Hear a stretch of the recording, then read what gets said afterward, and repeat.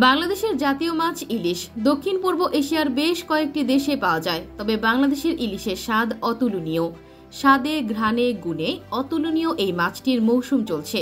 গত কয়েক বছর ধরে এই মৌসুমে দেশ থেকে ভারতে উপহার হিসেবে ইলিশ পাঠানো হয়ে এলেও এবার পাঠানো হচ্ছে না ইলিশ। ফলস্বরূপ প্রতিবেশী দেশ এবার পূজা মৌসুমে পড়েছে মহাবিপদে, কেননা খুব তাড়াতাড়ি দেশটাতে ইলিশ মাছের দাম বৃদ্ধি পেয়েছে। বলা হচ্ছে ভারতের অনেক বাজারে রূপালী ইলিশ দেখা যাচ্ছে না। দেশের শীর্ষস্থানীয় গণমাধ্যমের প্রতিবেদন থেকে জানা যায়, দুর্গাপূজার আগে বাংলাদেশের ইলিশ রপ্তানিতে নিষেধাজ্ঞা আরোপ করেছে সাম্প্রতিক অন্তর্বর্তী সরকার। শেখ হাসিনার আমলে শুরু হওয়া এই ইলিশ কূটনীতি এবার পড়েছে নতুন চ্যালেঞ্জের মুখে। মৎস্য ও প্রাণী সম্পদ মন্ত্রণালয়ের উপদেষ্টা ফরিদা আক্তার বলেন, আমরা ইলিশ রপ্তানি করার অনুমতি দিতে পারি না যখন আমাদের নিজেদের লোকজন এগুলো কিনতে পারে না। শেখ হাসিনার আমলে পূজার আগে পশ্চিমবঙ্গের টনকে টন পদ্মার ইলিশ গেলেও এবার আর যাচ্ছে না। তাই পূজার আগে ভারতের বাজারে ইলিশের ঘাটতি দেখা দিয়েছে এবং এর জেরে দাম বাড়ছে। সব মিলিয়ে চলতি বছর থেকে বাংলাদেশ থেকে ইলিশ মাছ রপ্তানি বন্ধ। এমন অবস্থায় ভারতের বাজারে লাফিয়ে লাফিয়ে এই মাছটির দাম বেড়েছে। ভারতীয় গণমাধ্যম এনডিটিভি বলছে, বাংলাদেশ থেকে আমদানি হওয়া ইলিশের বেশিরভাগই পেয়ে থাকে পশ্চিমবঙ্গ। এছাড়া দুর্গাপূজা ঘিরে সুস্বাদু এই মাছের চাহিদা আরও বেড়ে যায়। কিন্তু কেন বাংলাদেশের ইলিশ মাছেরই এত চাহিদা? এই প্রশ্নের উত্তরে জানা যায়, যদিও ইলিশ মাছটি দক্ষিণ পূর্ব এশিয়ার বেশ কয়েকটি দেশে পাওয়া যায়, তবে বাংলাদেশের ইলিশের স্বাদ অতুলনীয়। কেননা বাংলাদেশে রূপালী ইলিশের সংখ্যা সবচেয়ে বেশি এবং সেগুলো স্বাদই বিশ্ববিখ্যাত। স্বাভাবিকভাবে ভারতেও এই মাছের কদর বেশি, বিশেষ করে দুর্গাপূজার সময়ে। ইন্ডিয়া টুডের খবর অনুযায়ী আগামী অক্টোবরে দুর্গাপূজা হবে।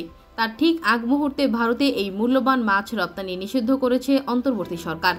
যদিও বিশেষ এই সময়ে খিচুড়ির সঙ্গে ইলিশ খেতে পছন্দ করেন কলকাতার বাঙালি বাবুরা। তবে বাংলাদেশের সরকার ইলিশ রপ্তানিতে নিষেধাজ্ঞা দিলেও ভারতের মাছ বাজারে এখনও পাওয়া যাচ্ছে পদ্মার ইলিশ।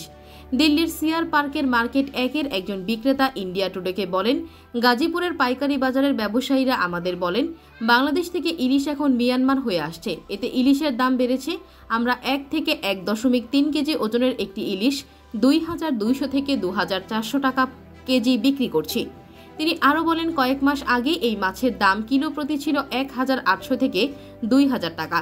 এবারের দুর্গাপূজার সময়ও বাংলাদেশি ইলিশ পাওয়া যাবে, তবে সরবরাহজনিত সমস্যার কারণে টাকা গুনতে হবে বেশি। এদিকে বাংলাদেশি ইলিশের দাম লাফিয়ে লাফিয়ে বাড়তে থাকায় 2012 সাল থেকে 2020 সাল পর্যন্ত মাছটি রপ্তানি বন্ধ রাখে সরকার। ভারতের জন্য বরাবরই মন খোলা ছিলেন শেখ হাসিনা। অনেকের মতে মাছটি দুই জাতির মধ্যে সৌহার্দ্য ও বন্ধুত্বের প্রতীক হয়ে উঠেছিল, যার প্রবর্তক ছিল বাংলাদেশের সাবেক প্রধানমন্ত্রী শেখ হাসিনা। তাই ভারতে দুর্গাপূজা সহ যে কোনো অনুষ্ঠানে ইলিশ উপহার পাঠাতেন তিনি। কিন্তু এই উপহার বিনিময়ে বাংলাদেশের লাভ খুবই কম হয়েছে, কেননা অনেক ব্যবসায়ীদের অভিযোগ, এই ইলিশ উপহার পাঠানোতে তারা কখনোই লাভের অংশ রেখে বিক্রি করতে পারেননি।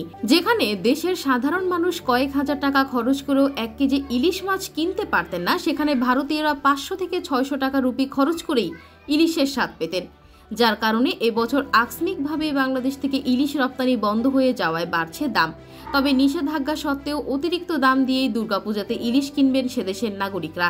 তাই নিষেধাজ্ঞা সত্ত্বেও দীর্ঘদিন ধরে যে কোনো উৎসবের আগে ভারতে, বিশেষ করে পশ্চিমবঙ্গে পদ্মার ইলিশের বড় বড় চালান পাঠিয়েছেন তিনি। ভারতের সঙ্গে সুসম্পর্কের নিদর্শন হিসেবে এই নিয়ম অনুসরণ করে আসছিল আওয়ামী লীগ সরকার। তবে ভারতে ইলিশের রপ্তানির ওপর নিষেধাজ্ঞা আরোপ করে তার এই নীতি থেকে সরে এসেছে নতুন সরকার।